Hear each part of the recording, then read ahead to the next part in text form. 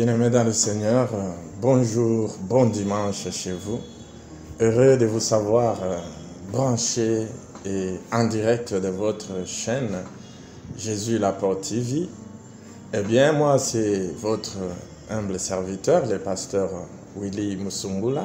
Et nous nous retrouvons en ce jour dominical pour rendre un culte à notre Seigneur. Et nous allons aujourd'hui échanger sur une pensée, sur un thème qui s'intitule « Ce que tout chrétien doit savoir ». Pour le thème de ce matin, je répète, « Ce que tout chrétien doit savoir ».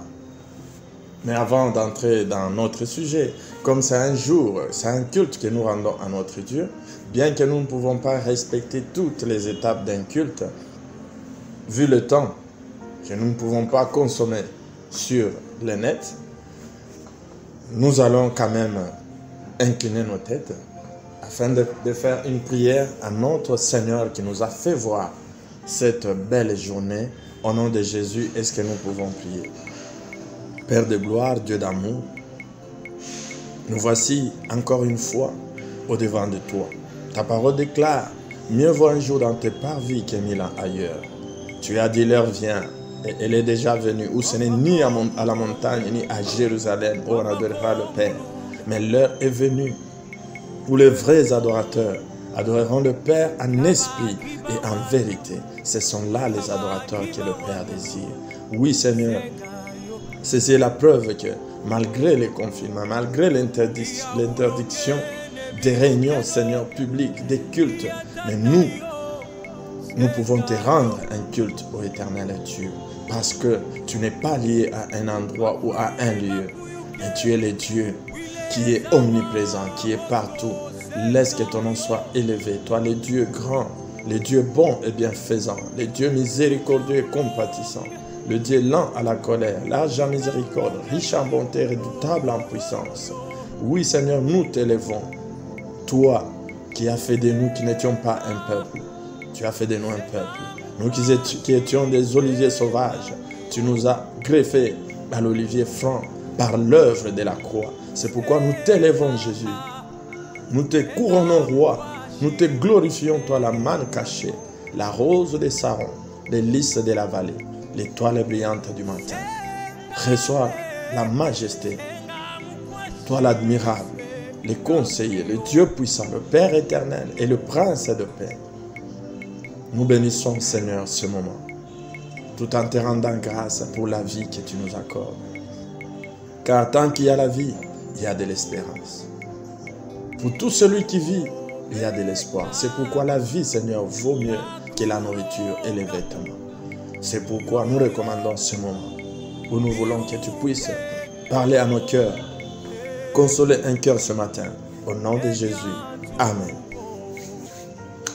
Bien-aimés, comme nous le disions dans l'introduction, ce matin, nous nous retrouvons autour d'un thème qui est assez intéressant, c'est que tout chrétien doit savoir.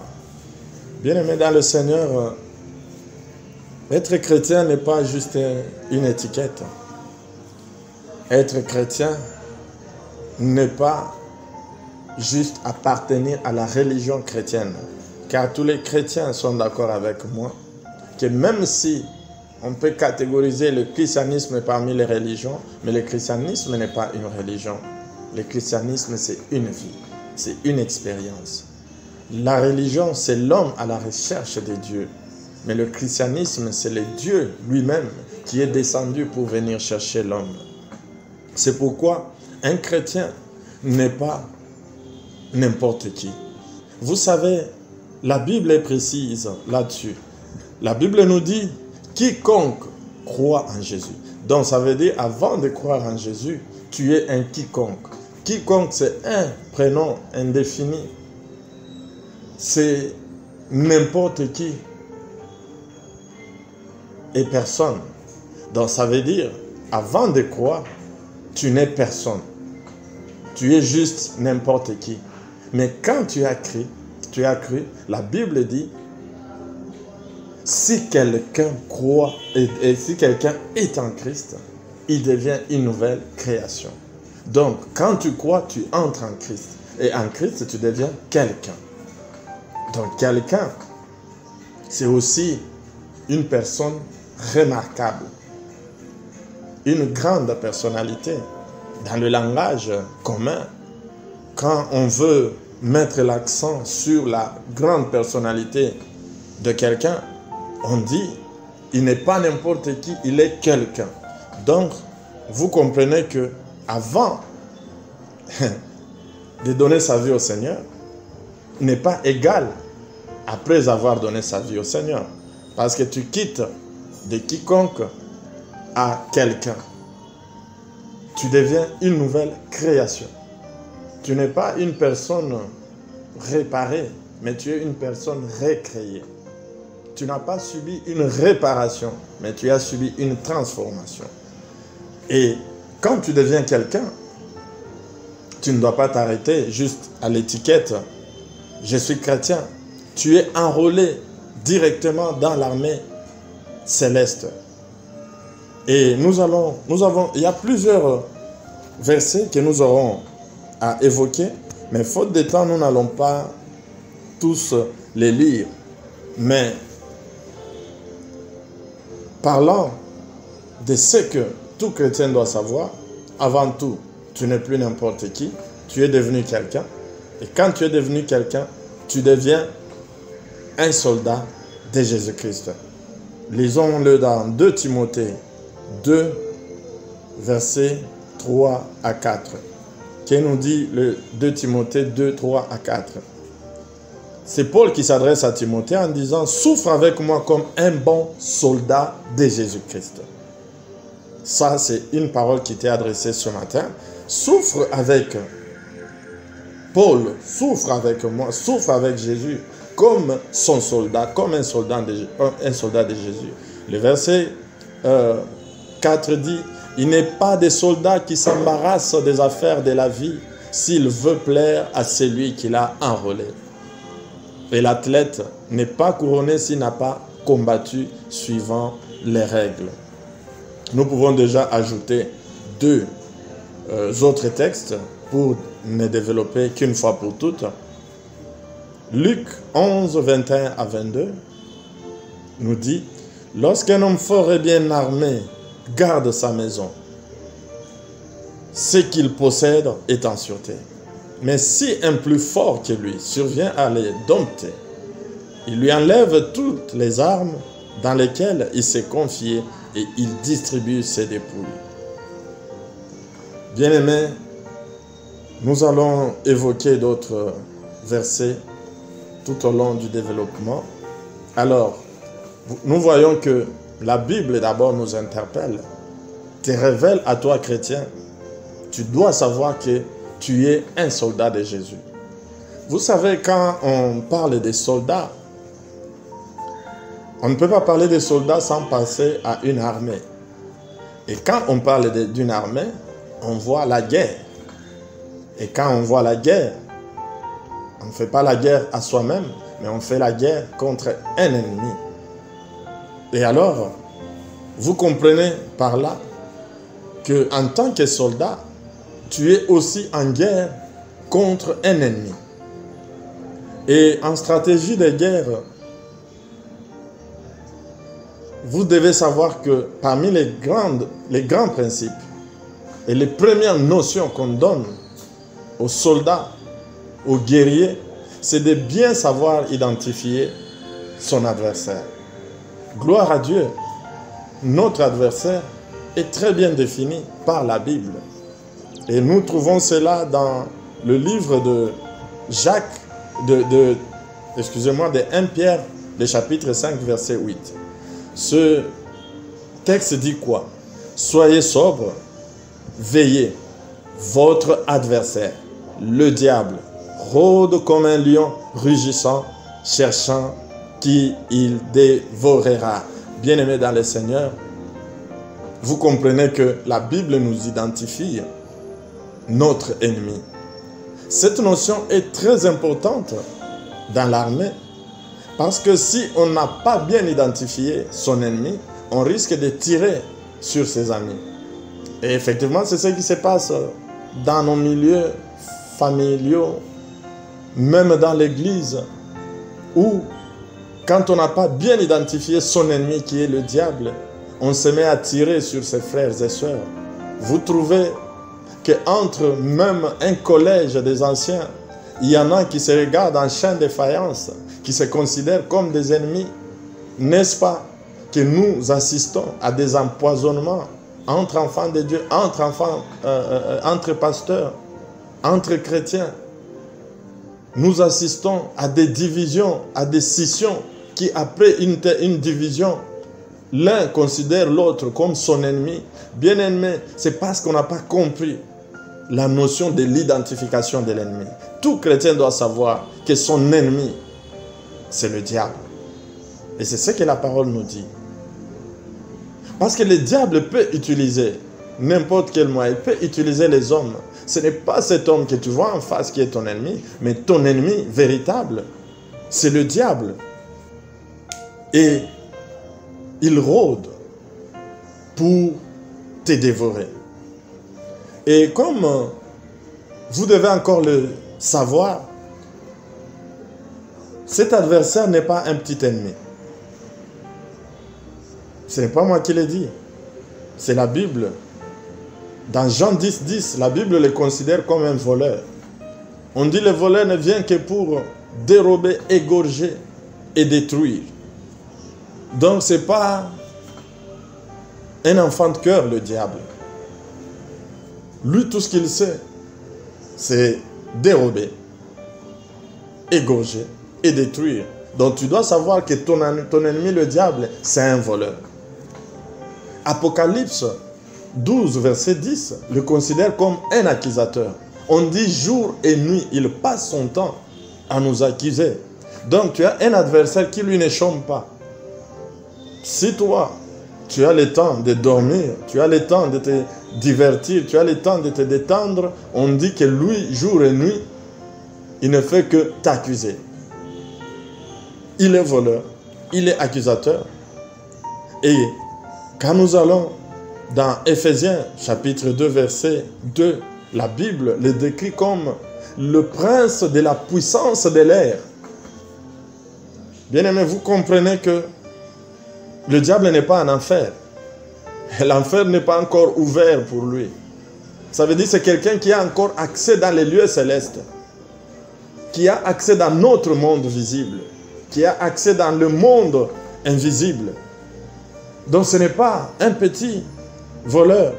Et Luc 11, 21, 22 que nous venons de lire, on le considère comme un homme fort. Et tout ceci, nous ne le disons pas pour vanter le diable. Nous ne le disons pas pour vous faire peur. Mais c'est pour vous dire que c'est un adversaire que tu ne peux pas prendre à la légère. On dit que c'est un homme fort. Et on dit qu'il se confie dans ses armes. Il a les armes. Mais la bonne nouvelle que toi, chrétien, tu dois savoir, c'est que bien que la Bible le considère comme homme fort, mais il dit, il y a aussi plus fort que lui. Et le plus fort que lui, c'est notre Seigneur et Sauveur, Jésus-Christ. Est-ce que tu peux acclamer là où tu es? Donc ça veut dire, il y a un homme fort. Et il y a un homme plus fort. Et toi, tu es au milieu. Tu n'es ni fort, ni plus fort. Maintenant, c'est à toi de choisir. Veux-tu t'allier au plus fort? Si tu es en Christ, bien-aimé, tu as fait un bon choix. Parce que tu as celui qui a dépouillé l'homme fort. Lui, c'est le plus fort. Bien que la Bible l'identifie comme l'homme fort, bien que la Bible nous révèle qui est notre vrai ennemi, mais la Bible nous alerte aussi, nous prévient qu'il n'est pas facilement reconnaissable. C'est un adversaire qui est, un, armé, et puis de deux, il est organisé. La première chose qui le rend difficile à être détecté, à être reconnu facilement, la Bible nous dit, il se déguise en ange de lumière. Bien-aimés, vous comprenez déjà que les chrétiens qui veulent croire après avoir vu les signes, faites attention. Faites attention avec les signes, parce que même le diable est dans les signes. La Bible nous montre qu'il se déguise aussi en ange de lumière. Ainsi, ces ministres aussi se déguisent en ministres de la justice. La Bible nous dit, ils se déguisent, ce qui les rend difficile à détecter. Ils utilisent la ruse.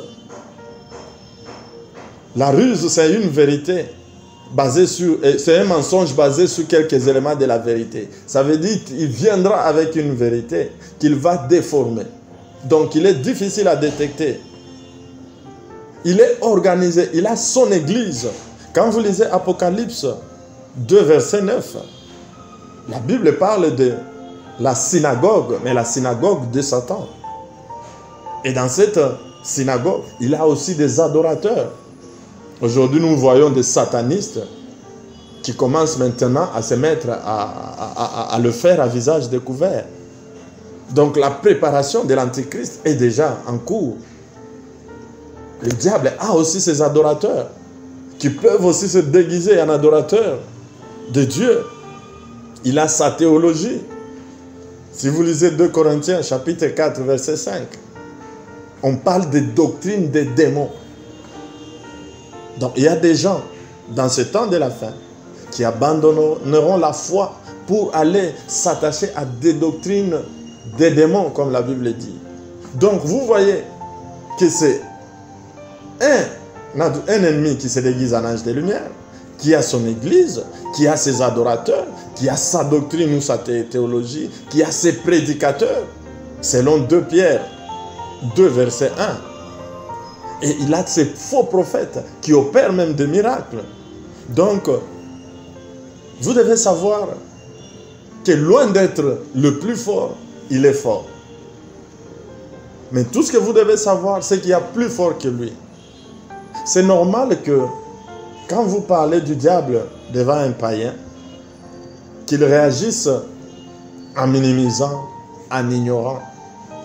Peut-être dans nos pays africains, c'est difficile de trouver des véritables athées qui se les revendiquent.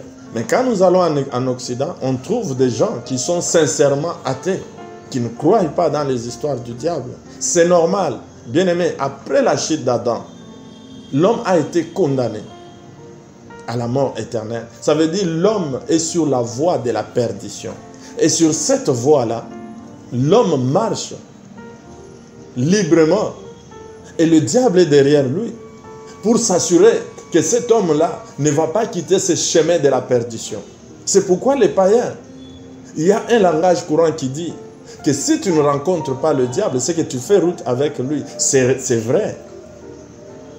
Ça veut dire que tu es en train d'aller dans une mauvaise direction et le diable te laisse tranquille jusqu'à ce que tu vas croiser Jésus-Christ sur ton chemin. Et quand tu croises Jésus-Christ, il y a ce qu'on appelle la repentance. Maintenant, sous sa signification qui veut dire aussi changement de direction, changement de mentalité. Imagine-toi que tu allais, tu ne savais pas qu'il y avait quelqu'un qui te suivait derrière et que quelqu'un t'arrête pour te dire que tu es sur la mauvaise voie et que tu te retournes. C'est là que tu vas maintenant rencontrer celui qui te suivait derrière face à face. Donc c'est pour dire que peuvent bien découvrir le diable ceux-là qui ont découvert, qui ont rencontré Jésus. Parce que le jour que tu rencontres Jésus et qu'il te dit « Mon fils, fais demi-tour, tu es dans la mauvaise direction. » Et c'est quand tu te retournes que tu rencontres maintenant le diable face à face. Et c'est là maintenant que se déclenche le combat. Bien-aimé, le diable ne combat pas les païens. Parce qu'ils sont déjà à lui. Le diable combat les chrétiens. Et c'est les jours que tu reçois Jésus-Christ comme Seigneur et Sauveur. Et c'est les jours maintenant qu'un vrai chrétien, il connaît qu'il a un ennemi qui s'appelle le diable. Et encore, pire, quand tu deviens serviteur de Dieu, quand tu deviens pasteur comme nous, là tu les rencontres chaque jour. Parce que si tu ne les rencontres pas dans ta propre vie, tu vas les rencontrer dans la vie des brebis. Parce qu'en tant que pasteur, tu dois aller prier pour des gens. qui sont possédés, des gens à qui l'ennemi a imposé des maladies. Donc c'est pour dire que si un chrétien minimise, ignore le diable, c'est qu'il n'a pas encore rencontré Jésus. Parce que quand tu rencontres Jésus, tu sais que tu as cet ennemi. Mais comme je le disais, le plus important, ce n'est pas seulement de découvrir la grandeur de l'ennemi, mais découvre aussi le plus fort, celui que tu as rencontré, celui à qui tu as donné ta vie, celui qui t'a transformé de quiconque en quelqu'un. C'est celui-là le plus fort. Et là, tu es un soldat qui ne combat pas pour la victoire, mais qui combat déjà dans la victoire parce que le plus fort est déjà entré dans la maison. Il a déjà dépouillé l'ennemi de toute sa force. Mais l'ennemi te fera toujours croire qu'il est encore fort. Parce que s'il est désarmé, c'est pour les enfants de Dieu. Mais pour le monde, il garde encore ses armes. Et vous allez comprendre que le combat de l'ennemi, diable, est tourné vers ceux qui sont réellement nés de nouveau. Pourquoi il nous combat? Quel est l'objectif? L'objectif du combat du diable, contrairement à ce que d'aucuns pensent, que le diable te combat dans le mariage pour détruire ton mariage, il te combat pour détruire ton véhicule, il te combat pour t'empêcher. Non, bien-aimé, le diable n'a qu'un seul objectif, détruire notre foi. Parce que la Bible dit, le juste vivra par quoi? Par la foi. Donc ça veut dire la vie du juste dépend de la foi. Et le diable sait que s'il t'arrache la foi, s'il détruit la foi, il a détruit ta vie. Ça veut dire, en tant que juste, quand on te ravit la foi, tu n'es même plus juste. Et un juste sans la foi, il est en danger de mort. Parce que la vie d'un juste dépend de la foi. Ça veut dire la foi est comme le carburant dans la vie d'un juste. C'est comme le carburant dans un véhicule.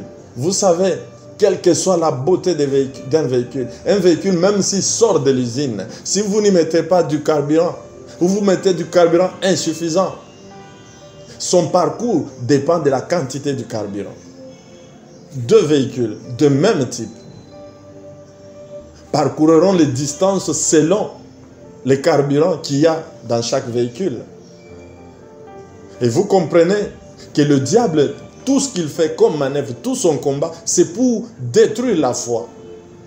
Et vous allez comprendre que Paul, après avoir ouvert beaucoup d'églises, après avoir fait beaucoup de miracles, après avoir formé beaucoup de disciples et même des apôtres, à la fin, si Paul pouvait se féliciter, il pouvait se féliciter en disant « J'ai ouvert beaucoup d'églises, vous voyez, j'ai formé beaucoup de disciples. » Maintenant, la seule chose dont Paul se félicite, il dit « J'ai combattu les bons combats, les combats de la foi. » Donc, c'est pour dire que vous devez, tout chrétien doit savoir que l'objectif du combat dans la vie d'un chrétien, ce n'est pas le matériel.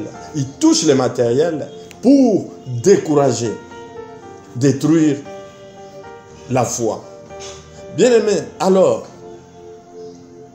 comment s'y prend-il? Il est armé. Il a plusieurs armes. Mais parmi ses armes favorites, il y a le doute. Il a essayé avec cette arme dès le commencement, ça marchait. Et ça marche toujours. Vous savez, avec Adam et Ève, si il a réussi à les avoir, c'est en semant d'abord les doutes. Le diable nous amène, les doutes nous amènent à douter contre Dieu. Or, nous savons très bien, et lui il le sait très bien, que le doute, c'est l'ennemi de la foi. Simon-Pierre, comme nous l'avions dit la fois passée, par la foi, il est sorti de la barque. Il a commencé à marcher sur l'eau vers Jésus.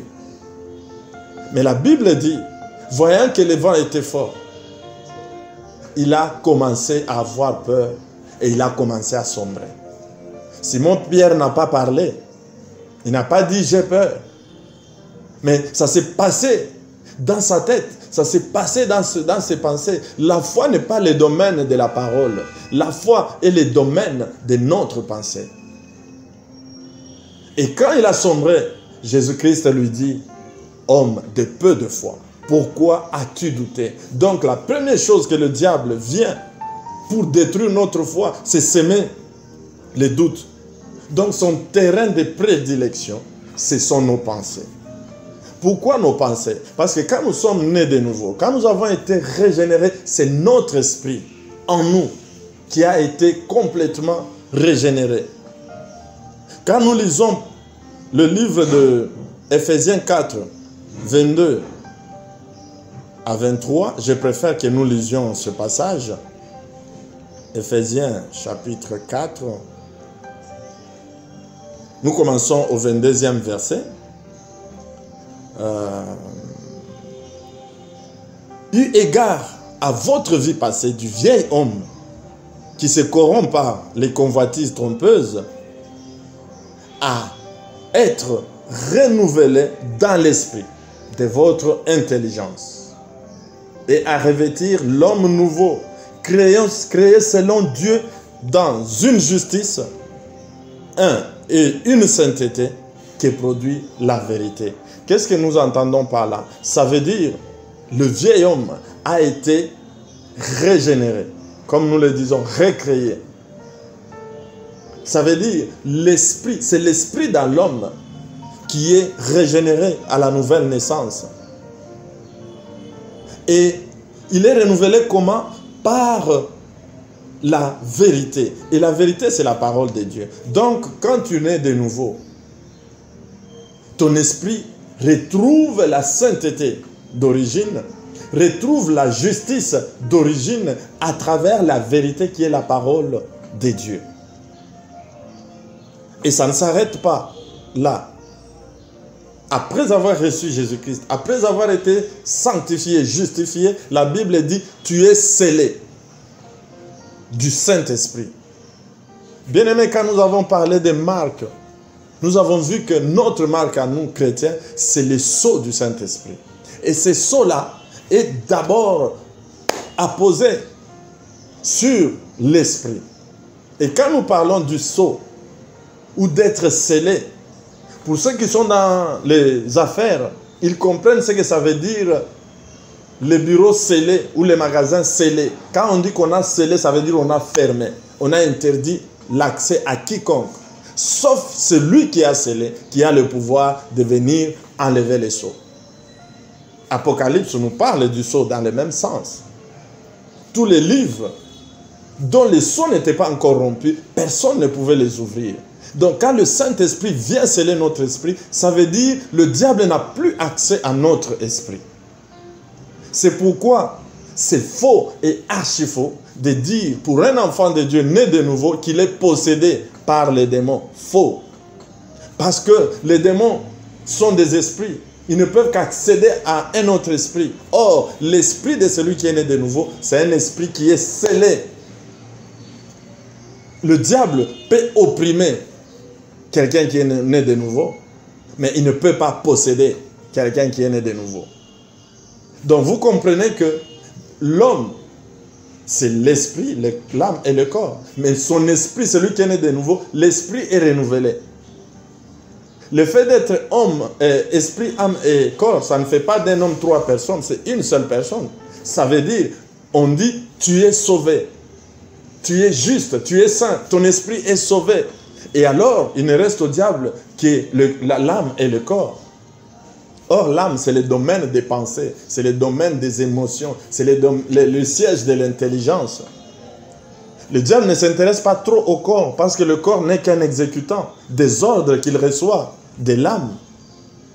Et c'est comme ça que le diable a comme terrain de prédilection nos pensées. Et c'est comme ça qu'il nous communique maintenant des pensées, des doutes à travers la tentation.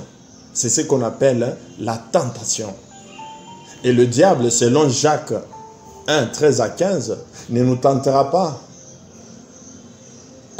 par rapport à nos forces, mais il nous tentera par rapport à nos faiblesses. Tu es un enfant de Dieu. Tu dois savoir aussi identifier quelles sont tes faiblesses. Parce que le diable ne te tentera que dans tes faiblesses. Tel un chien, on ne peut pas le tenter avec de l'herbe. Ce qui est un régal pour une vache n'intéresse pas le chien. Ce qui est un régal pour une poule, ça n'intéresse pas les chats. Pendant que les chats s'intéressent à la souris, parce qu'il est carnivore, nous avons la chèvre, lui qui s'intéresse aux feuilles de manioc, aux herbes, qui sont aussi ses délices. C'est pour dire que si tu détectes que toi, ta faiblesse, c'est le vol, sache que la plupart des tentations que tu auras, ça sera dans le domaine du vol.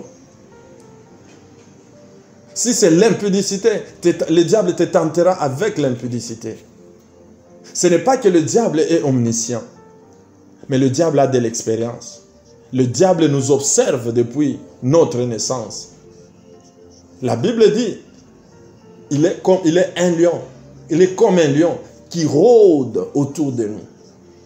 Il rôde autour de nous afin de déceler quelles sont nos faiblesses et de nous tenter.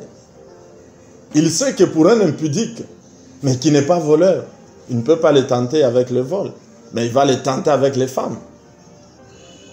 Pour un voleur, qui s'abstient, qui garde sa chasteté, mais c'est un voleur, il ne va pas le tenter avec les femmes, il va le tenter avec l'argent. Vous comprenez? Et c'est ce que la Bible dit dans le livre de Jacques. Si nous allons confirmer ce que nous sommes en train de dire, c'est le livre de Jacques, chapitre 13 à 15, que personne, lorsqu'il est tenté, ne dise « c'est Dieu qui me tente », car Dieu ne peut être tenté par le mal et ne tente lui-même personne. Mais chacun est tenté quand il est attiré et amorcé par sa propre convoitise. Savoir identifier l'ennemi, mais savoir aussi identifier ses faiblesses. Quels sont tes centres de convoitise? Quels sont tes centres d'intérêt? Et Dieu ne nous tente pas. Les gens confondent l'épreuve et la tentation. Une preuve, c'est comme un examen. Mais la tentation vient du diable. C'est pourquoi j'ai dit, la première chose qu'il amène, c'est le doute. Et le doute, il attaque les domaines de la pensée. Et il vient souvent sous forme de questions. Vous verrez que quand quelqu'un est en train de voler, quand quelqu'un est en train de commettre l'impudicité, jamais le diable ne peut pas lui poser la question « Es-tu sûr que le vol c'est bien ?» Jamais. Il laisse la personne tranquille. Mais jusqu'au jour où la personne va prendre une décision de dire « J'arrête avec le vol, j'arrête avec l'impudicité. » Et c'est ce jour qu'il va se présenter avec sa fameuse question. Est-ce vrai que la Bible dit? Es-tu sûr que tu es dans la bonne église? Pendant que tu étais païen, il ne t'avait pas posé la question. Es-tu sûr que tu es dans la bonne voie? Mais c'est quand tu reçois Jésus-Christ comme Seigneur et Sauveur, quand tu appartiens à une église, qu'il vient maintenant te poser la question, comme il avait posé à Adam et Ève. Êtes-vous sûr? Or, à chaque fois qu'on te pose, es-tu sûr? C'est une façon de te dire, pose-toi maintenant des questions, commence maintenant à douter. Il suffit qu'une mère demande à son fils, es-tu sûr que celui que tu appelles père, c'est ton papa? Directement, l'enfant va se mettre à douter. Bien que depuis son enfance, jusqu'à l'âge où on lui pose la question, il savait que celui-là était le papa. Donc le diable s'amène toujours avec sa fameuse question. Est-ce que... Or, Christ ne nous tente pas. Lui vient avec des réponses. Il vient avec des affirmations. Il n'est pas dans les questionnements. Bien-aimé, mais quand le diable nous amène ses pensées, nous tente dans nos pensées, parce qu'il s'attend à ce que ça ne s'arrête pas dans les pensées, que ça passe dans l'action. Il se concentre sur les pensées parce que la pensée est la base de tout sur la terre. Dans tous les domaines.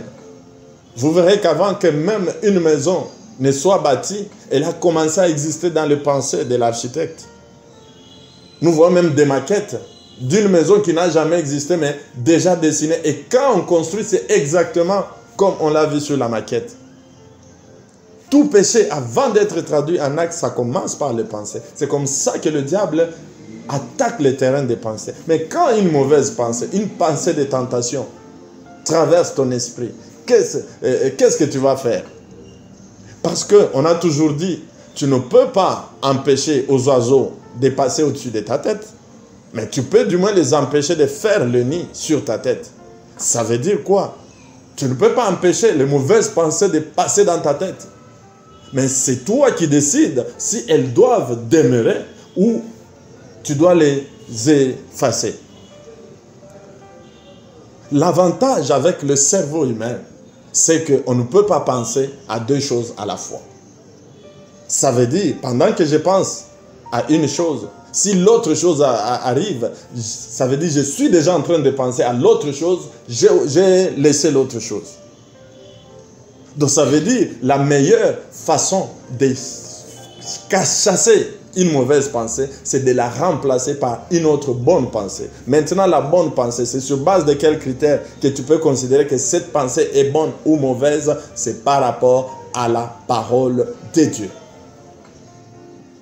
Bien-aimé, la Bible dit que toute pensée soit amenée captive à l'obéissance de Jésus-Christ. Qui amène la pensée captive? C'est toi. Ça veut dire que tu as le pouvoir de ligoter tes mauvaises pensées, de les amener captives à l'obéissance de Dieu. Ça veut dire, c'est sur quoi tu t'appesantis. C'est que tu décides de penser.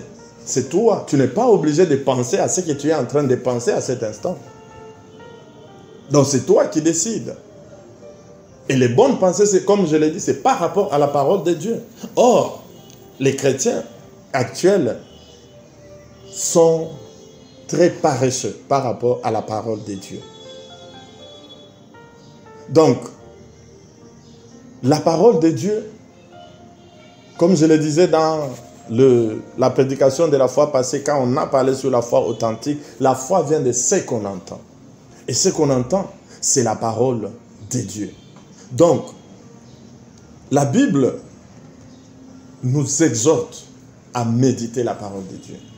Vous savez, Dieu a une sagesse qui dépasse notre entendement. Vous verrez que tout au long de la Bible, Dieu nous exhorte à méditer la parole de Dieu.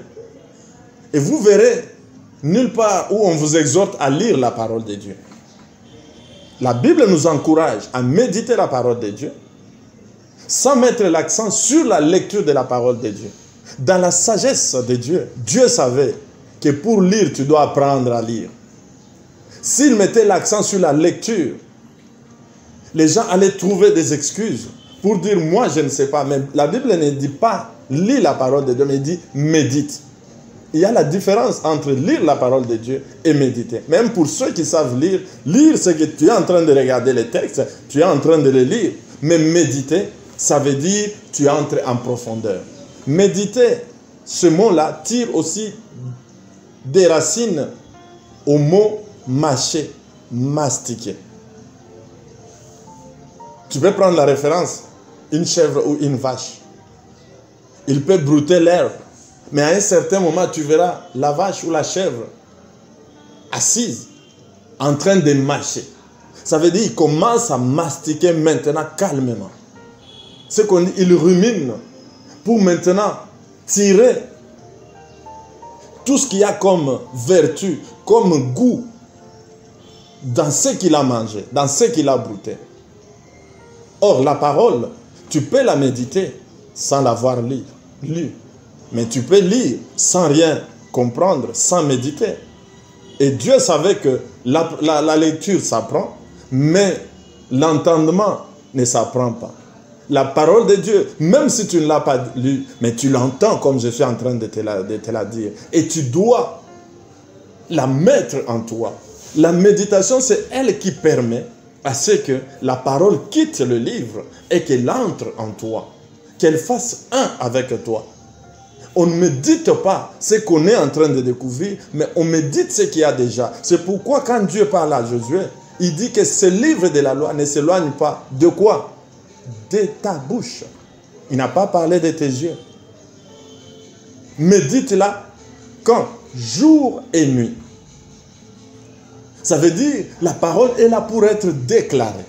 Et tu ne peux pas déclarer quelque chose que tu n'avais pas intériorisé. Et la seule façon d'intérioriser la parole de Dieu, c'est dans la méditation. Dans la méditation, tu es en train de mastiquer, de mâcher la parole de Dieu, qui est un pain.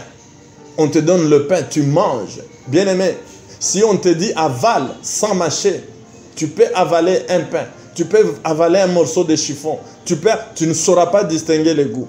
Mais pour que tu saches que ce gâteau qu'on m'a donné, il est à la fraise, que ce gâteau qu'on m'a donné, il est amer, c'est quand tu commences à mastiquer, que tu commences maintenant à tirer. Tu peux dire non, c'est un peu salé.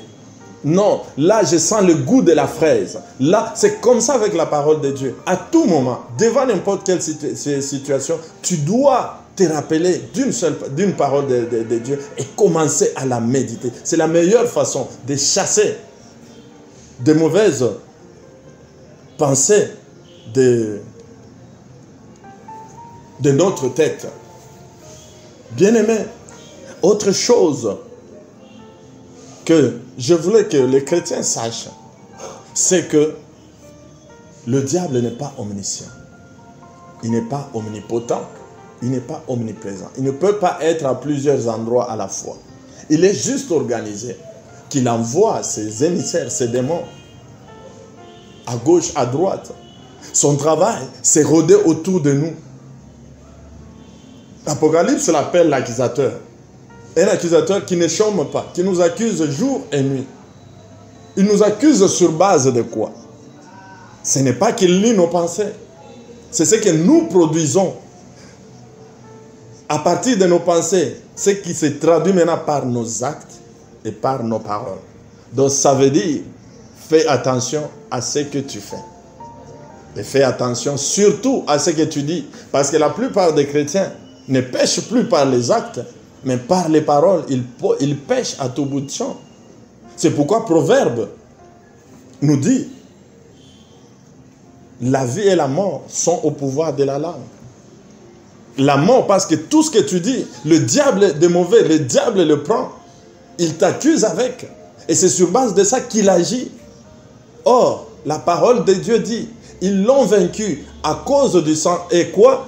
De la parole de leur témoignage. Ça veut dire, par tes paroles, tu peux vaincre le diable. Par tes paroles, tu peux être vaincu par le diable. Bien-aimé, comme il n'est pas omniscient, une parole qui est encore à l'intérieur de toi, tu en es le maître. Mais quand une parole est déjà sortie de toi, tu en deviens esclave. Fais attention à ce que tu es en train de dire et tu es en train de faire. Parce que c'est ce que le diable prend. Il monte en tant que prince de l'air pour aller nous accuser. Mais la bonne nouvelle, c'est que nous avons un avocat. Le plus fort que lui. Heureusement, il est de notre côté. C'est lui notre avocat. À chaque fois que le diable nous accuse, nous avons un avocat qui nous justifie. Quand bien même nous avons commis l'infraction. Et il est toujours exaucé, il est toujours écouté. Pourquoi? Parce que notre avocat, c'est le fils du juge. Imaginez-vous que le fils du juge, c'est lui qui est ton avocat. Entre-temps, tu es aussi le fils du juge. C'est une affaire entre familles. Bien-aimé, les avantages d'être chrétien, c'est que quand bien même l'accusateur va t'accuser, tu as ton avocat qui est le fils du juge et qui a fait de toi aussi le fils du juge. Mais avant qu'il ne te justifie, tu ne peux pas avoir la paix de Dieu si tu n'as pas fait la paix avec Dieu. Il te justifie seulement dans le seul et unique cas où tu ne tu as arrangé avec lui, que tu as reconnu, tu as péché. Pendant que l'autre s'empresse à aller t'accuser, toi-même, tu t'adresses à ton avocat pour dire « pardonne-moi ». Et dans ce cas-là, tu demeures en Jésus-Christ. Et non seulement il nous accuse auprès du Père, il vient même nous accuser auprès de nous-mêmes. Il crée une culpabilité. Il t'empêche de prier. À chaque fois que tu veux prier, il dit, écoute, qui va entendre ta prière? Regarde ce que tu as fait. Regarde ce que tu as fait. La plupart des chrétiens sont découragés dans leur prière par leur propre culpabilité. Ça veut dire l'ennemi, il nous accuse au ciel, mais il nous accuse aussi à nous-mêmes. Mais ce que tu dois savoir ce matin, c'est qu'il y a le livre de Romains. Si vous lisez Romains chapitre 8, verset 1. Le diable a ses armes, mais toi aussi, tu as des armes. Et l'arme par excellence, notre épée, c'est la parole de Dieu. Quand nous lisons Romains chapitre 8, verset 1, c'est ça, ton arme secrète.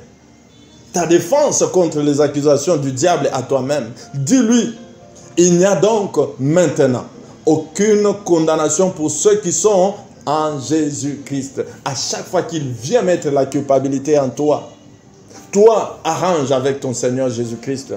Mais maintenant, dis-lui, mon ami, tu es mal tombé. Parce qu'il y a un mot qui est très important. C'est ce mot, maintenant.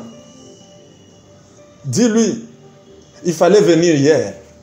Ou reviens après. Parce que maintenant là, il n'y a plus de condamnation pour ceux qui sont en Jésus-Christ. Il peut attendre. Et quand il reviendra après, pour te parler, cet après-là, ça sera le présent. Et tu lui diras, mais mon cher, attends. Là, tu viens maintenant. Oh, la parole déclare maintenant. Il n'y a plus de condamnation pour ceux qui sont en Christ. Bien-aimé, si toi, un chrétien, tu es en train de connaître ce genre de choses, tu seras alors véritablement plus que vainqueur. Il y a la différence entre vainqueur et plus que vainqueur. Je peux emprunter un exemple d'un homme de Dieu qui l'a très bien expliqué. Il dit, c'est comme la boxe.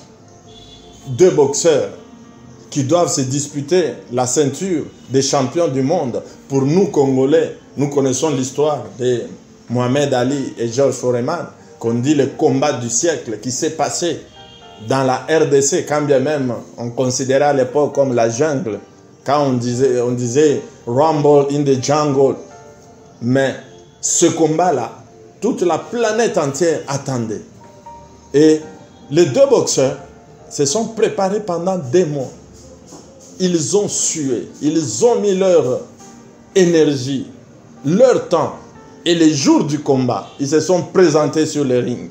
D'un côté, il y avait Mohamed Ali, et de l'autre côté, il y avait Georges Foreman. Et ils se sont battus sérieusement. Ils se sont causés des dommages sérieusement. Mais à la fin, quand Mohamed Ali a mis Georges Foreman KO, c'est lui qui a été déclaré vainqueur. Il ne s'en est pas sorti indemne. Il a reçu des coups qui ont détruit et l'intérieur et l'extérieur. Mais après avoir été déclaré vainqueur, il a reçu son chèque, son pactole, son argent.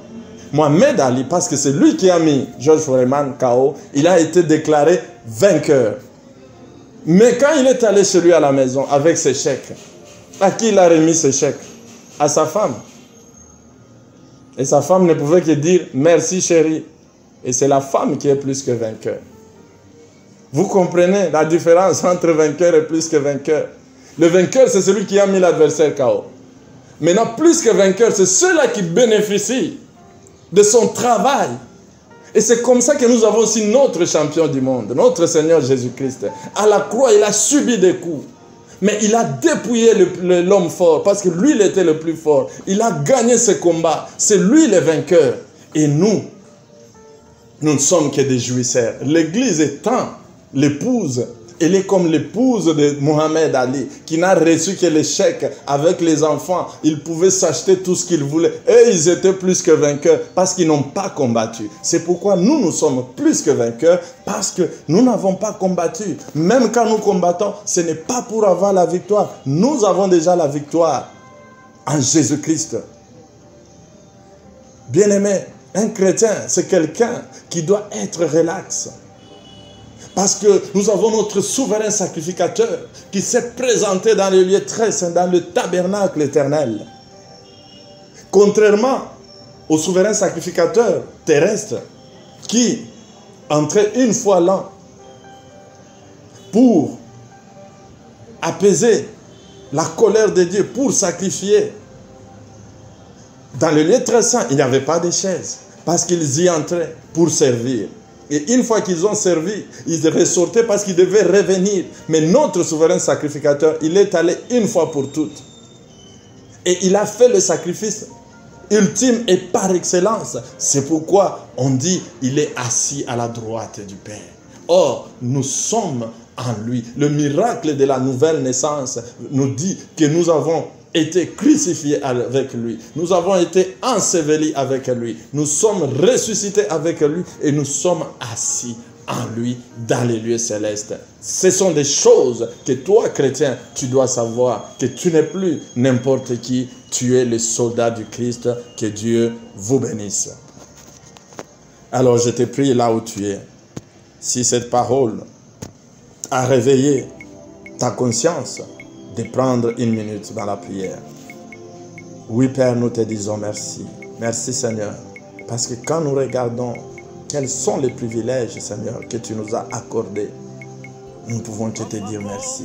Désormais, Seigneur, tout celui qui a entendu ce message, que le Saint-Esprit grave ce message dans son cœur, afin que tout chrétien marche la tête haute, tout en sachant que nous avons un ennemi bien identifié, qui est un homme fort, mais nous avons le plus fort que lui, et celui qui est en nous est plus fort que celui qui est dans ce monde, notre ennemi. Oui, Père, bénis cette parole, qu'elle puisse bénir des vies, au nom de Jésus. Amen.